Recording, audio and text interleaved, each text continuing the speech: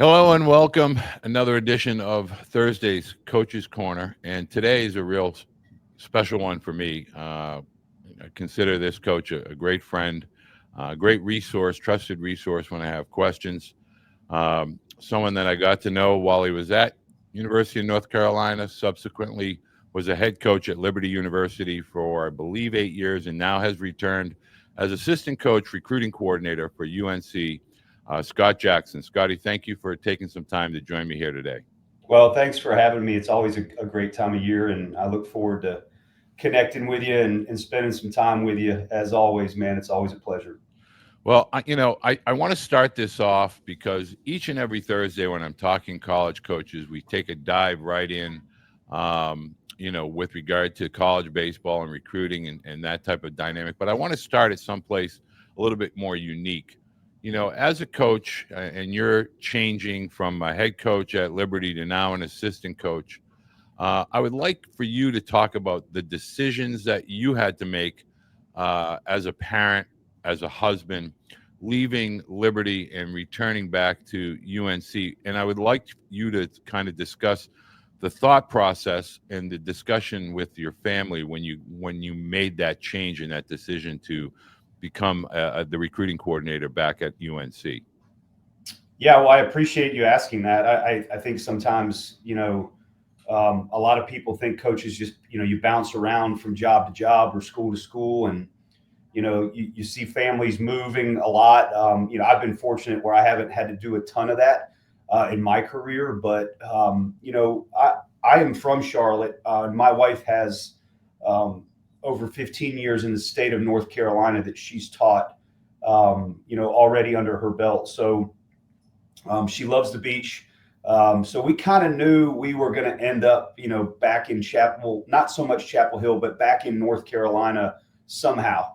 That was our end game, and how it looked and when it was going to happen, I really had no idea. Certainly after our kids were out of school, we thought so, and this opportunity. The other part of it is Coach Forbes is one of my best friends. He was in my wedding, somebody that I've known for 25 years. And we kind of jokingly talked about, hey, let's get together again. Let's do this together again. And I'm like, yeah, right. We'll see. You don't have a spot on your staff, and we were jokingly, I think, somewhat serious about it. I knew somewhat serious about it, for 4 years since he had become the head coach here. So sure enough, he called me, right towards the end of the season and said, hey, I got to have you back here. If it's something you want to do, I think we can make it work. And so I went to Sarah, talked to Sarah about it. She was obviously excited. We're always have been big Carolina fans. We loved it here the first 8 years. So it was some thought. I didn't, it wasn't a very long conversation, but certainly one that, you had to consider so many factors. Our oldest son is a senior. We didn't want to take him away from his group, his circle of friends, his unbelievable, circumstance that he has at Liberty Christian Academy. We didn't want to take him out of that, his senior year. So they've actually had to stay back. It hasn't been easy. It'll be tougher when the spring gets here. And I'm not able to get back as much as I have been this fall. But one of those things, you just kind of step back and think about it, give it some thought, some prayer, and make the right decision, for your family. And it was an easy decision for me personally, and for Sarah, I think. But the family dynamic part of her staying back with the kids, it's been something that's not easy. But when you got a wife like I do, she's a rock star, man. She makes it work. She is a rock star. And the reason why I wanted to ask you that question, Scott, I think I have enough runway with you as a friend to be able to kind of go down this path. We have parents that are so hyper focused today on the one sport athlete, and from the age of 6 all the way through the senior year in high school, we have the blinders on. But you, as a dad and really as a influential person within the sport of baseball, you have sons that play basketball and football. In fact, one of your sons is just a basketball player. Can you kind of shed some light? And I know you're avid hunters, and just from a perspective of a parent, your children have had a tremendous childhood. I've been able to watch through photos, obviously, not been an active participant, but just offer some feedback from parents your children as they were part of your coaching experience, both at UNC and Liberty, and who they are becoming as young men with regard to other hobbies, other activities, and other sports? Yeah, that's an awesome question because I think back on my boys. One of them's 15 and one of them's 18. And when we got to Chapel Hill, one of them, my oldest, was 1 years old and or hadn't even turned two yet. And then Tyler, he wasn't even born yet. He was born right up here in the hospital on campus at UNC. So I kind of watched them get to be around Carolina baseball and get to, I guess, observe and watch and have those relationships and be in the locker room and get thrown in the laundry bin and just be around, college players all the time. And then fast forward to Liberty as the head coach, I pretty much, wanted them around as much as possible because number one, you get to see them, during your practice. You don't really get to quote spend time with them. They're there, but your kids are able to watch you coach. They're able to watch you mentor players. They're able to. I mean, I've always believed in that. More is caught than taught, and so just for them to stand in a dugout or be in the locker room. I mean, I gave Tyler a locker in our locker room, and he was basically just one of the players, and he didn't really say much because he was younger. But when you're just able to be around older players and mature players, and just he probably heard some things that I didn't want him to hear at that age, if I could imagine, probably. But that's life, and you allow your kids to be exposed to whatever direction they want to go. I was hoping he'd like baseball, but I never pushed it on him, and so now he loves it. He wants to be out there. He wants to hit the cages. He wants to take ground balls, and my oldest Brian he just wanted to play basketball. He didn't want to play baseball anymore, and I thought it was great. So that's something that I think we as parents sometimes we want to pave the road, and not only do we want to pave it, we want to be able to say which direction it needs to go. And man, just if I look back on it, I think just letting the kids do whatever, let them play football, let them play basketball, let them do what brings them joy. And if you're lucky enough to have healthy kids that are athletes that enjoy playing sports, that your cup should be full, man. I mean, it doesn't have to be anything bigger than that. That they're enjoying that, and they get the camaraderie of teammates, and they get the discipline of playing, a sport. I think football is the best sport to play when you're young because there's no travel football, right? It's just, hey, we're playing for a high school team. We're playing for our community.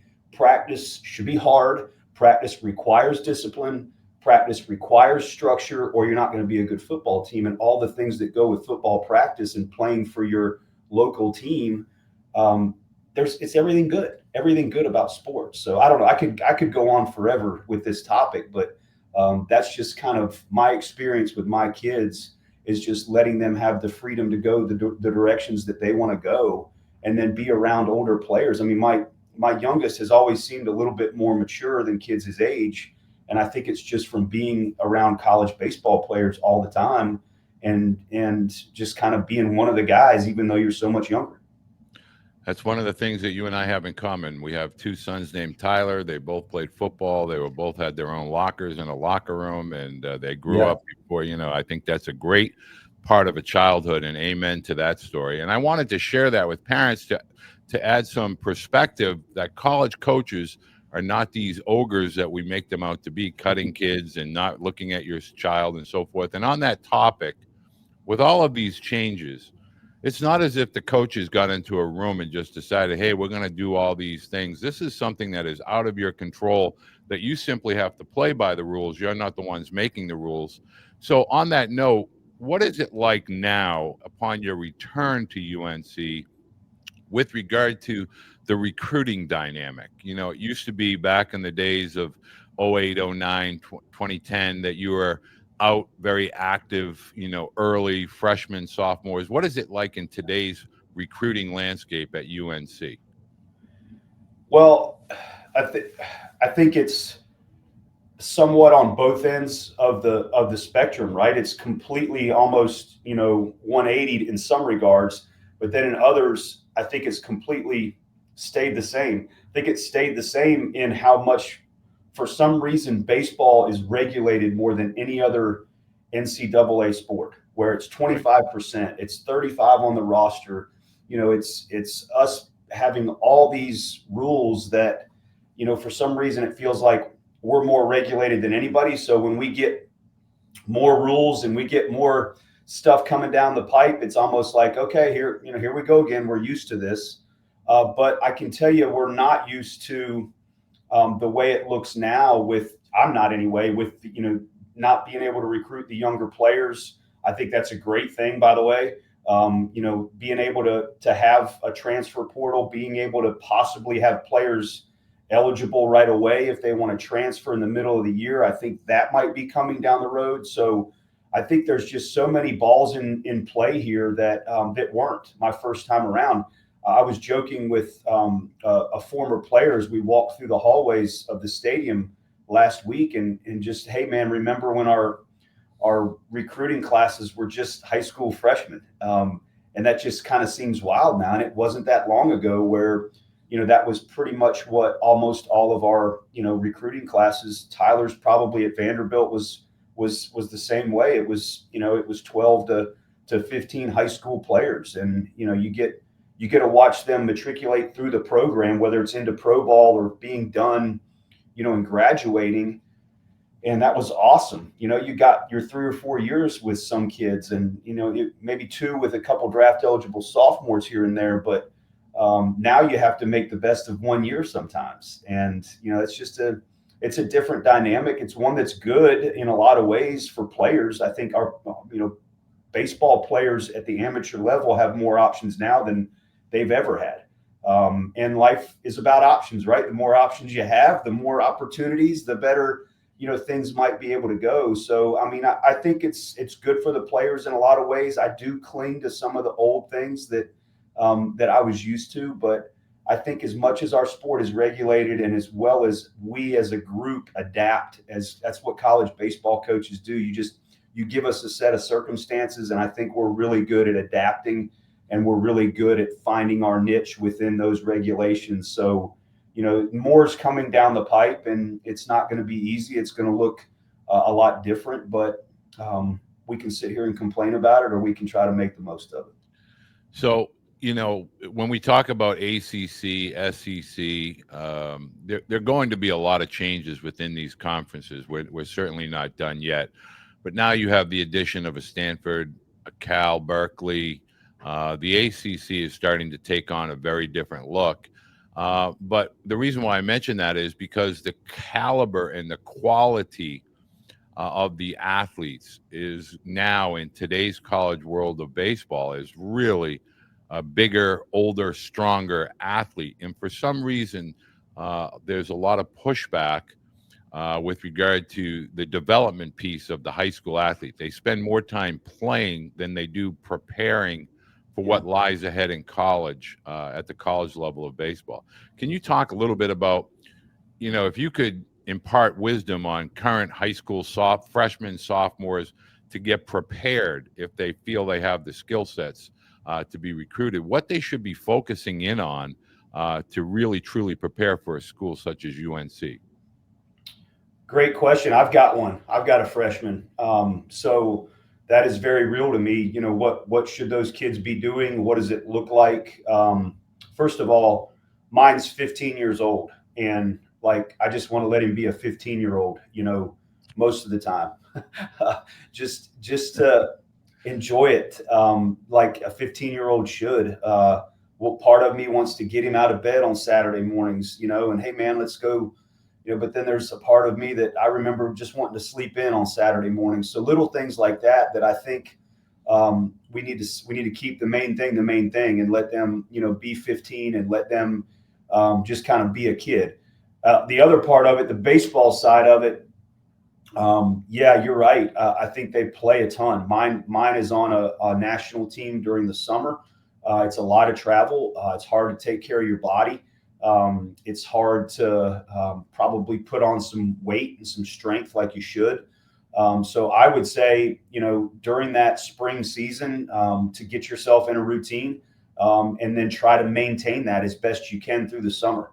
My son will put the baseball down, if I had to guess, at the end of the summer and just play football in the fall. He tried to do both this past fall. Wasn't very fun. Friday night football game and then 6:30 flight to, Palm Beach or Atlanta, whatever the tournament was. So there's some wear and tear there that I think we all have to take a step back and realize that I don't think you have to be a part of every little thing as a baseball player at that age. And yeah, you need to train more. You need to take more ground balls. You need to hit in the cage. You need to challenge yourself in a training environment that's going to allow you to get to places where, you probably, let's be honest, you probably can't go. I mean, if you really step back and look at these tournaments, okay, my son shows up, let's say they play on Friday. The tournament's Friday through Sunday. You play on Friday, you jump out to a 10-1 lead, and after 5 innings, you've run ruled the other team. So that other team, they don't want to throw their better arms, so you don't really see any good pitching. And by the way, the game lasted 5 innings.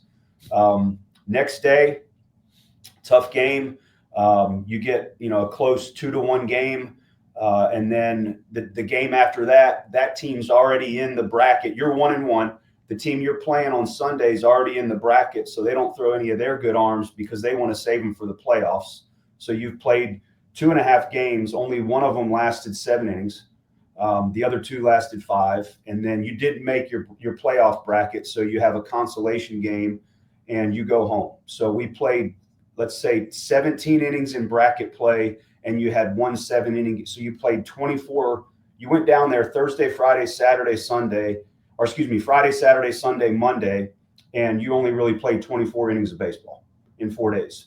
And so I don't think that's enough. I think they need to go ahead and get in there and train and make the training environment tough off machines like we do.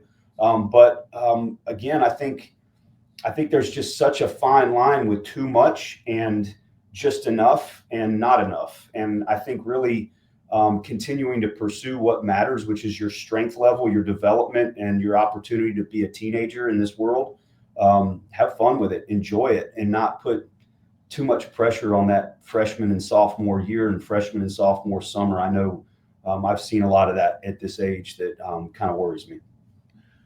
One of the things that you just brought up, and I always get a lot of pushback from parents, and it's about weight and strength. Why is that a big deal? I see, there's a lot of kids that are 5'10", 170. And can you just talk about, on average, the typical college baseball player, regardless of level? They're playing a longer season. There's fall baseball on top of the spring season. Obviously, if you're playing at a high level in college, you're going to participate in some form of a summer league, whether that's the Cape, Northwoods, Ripken, et cetera. But can you just talk about the value of size and strength and how it correlates into the development of a baseball player? Yeah, I think it's paramount, especially at an early time in your collegiate career.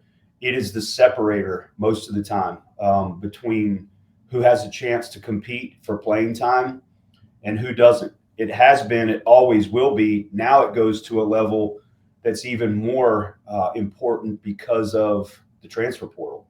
And so let's just be honest. If you're 18, 17 years old and you're playing against 22, 23-year-olds, chances are those guys are going to be a little bit bigger, stronger, faster, unless you're just an elite athlete who, physically matured early. That's the landscape of it right now. And I look at some of the players that we've had in our program here at UNC that have been able to play as freshmen. Luke Stevenson's a great example. I wasn't here last year, but watched him play on TV a lot. And you just look at the body and the size and the strength, and he caught every day for North Carolina as a freshman. And if you're going to play that position with those type of physical demands, I mean, Luke Stevenson wouldn't have even had a chance to do that at this level if he wasn't physically prepared for it. How that looks, I think everybody thinks there's a secret workout or something that you've got to get your hands on, Right. to have because I've had that question asked to me a lot, like with players that are, 14, 15 years old. What's your guys' training program like? Can I get your workouts? And I want to see what that looks like for my son. Like, there's no secret to it. Just eat a bunch of food, push the ground, and pull the body. And let's just start there. Kids don't just do enough body weight stuff. And then we can start getting, when your body moves well enough to handle weight and you're strong enough after you've built that foundation, now we can push on it a little bit. But at a young age, I just think it's getting yourself in a routine where strength training is part of it. And then the body's going to go when it's time to go. You can't control some of that, but you can control your routines and your habits that put yourself in a position to be ready to play when you get to a college campus, at least from the physical side. I think my last question that I really want to ask, I mean, I could spend all day asking you questions, but I think this is a question that I think you will offer some tremendous insight for parents, and that is the affordability of the college experience. And I think a lot of parents and athletes are now under the impression that it's going to start raining 34 scholarships and everybody's just going to you get a scholarship and you get a scholarship. And that's just not going to be the way that the world operates. And can you talk about, as a staff, when you're going and you're evaluating skill sets, how do you foresee the money allocation for athletes? Do you think it'll stay pretty much the same? You'll work somewhere in the vicinity of a 15 scholarships, full scholarships amongst 34 or 35 athletes? Do you think name, image, and likeness will play a significant role at the bigger conferences? Can you just talk about the affordability? Is it going to change? Is it going to stay pretty much the same? Or is everybody going to be getting a free ride? Well, no, not everybody's going to be getting a free ride. I can tell you that much. I think we're going to get a little bit of help. So we're going to get some balance. It's going to get a little bit better, in my opinion, if you're one of those scholarship players, where meaning the scholarships are going to go up and the roster is going to come down, right? So we have a little bit more money to spread over, less players. How that looks for each school is probably going to be, completely different, depending on, number one, what your school can afford, number two, what your conference will allow, and number three, how that looks inside your program. I think there's going to be 3 columns on that spreadsheet that we're all going to have to get really good with. Scholarship money, NIL, that is there in some way, shape, or form, and how that can help hopefully reduce your cost, and then the revenue sharing part of it. So you've got 3 columns there that are down the road. It's going to look different for every school. I don't think anybody's going to be, exactly the same as far as what they have and what they can, be able to use to make it more affordable for players. So when you look at it that way, it's going to be interesting to see where we land. Are they going to cap NIL down the road? Is there going to be a cap with revenue sharing and NIL, or is it just the NIL? You hear a lot of rumors. We've heard a bunch of them now for, what seems like over a year, with where we're going with all this. But, it's, again, you adapt or you die, right? And so we're trying to put ourselves in a position here to be able to put the best roster together, however that looks within the parameters that the NCAA gives us. Okay, last question. I'm going to sneak this in. I know you're a camp guy, and I've been to a few of your camps that you run. In regards to the 8th, 9th, and that freshman, sophomore, would you advise them to go to a UNC camp now to kind of get on a radar, to learn what it's like to be a student athlete at UNC with regard to getting to know the coaching staff? Where do you fall with regard to camps now, with the age being a little bit older with regard to recruiting?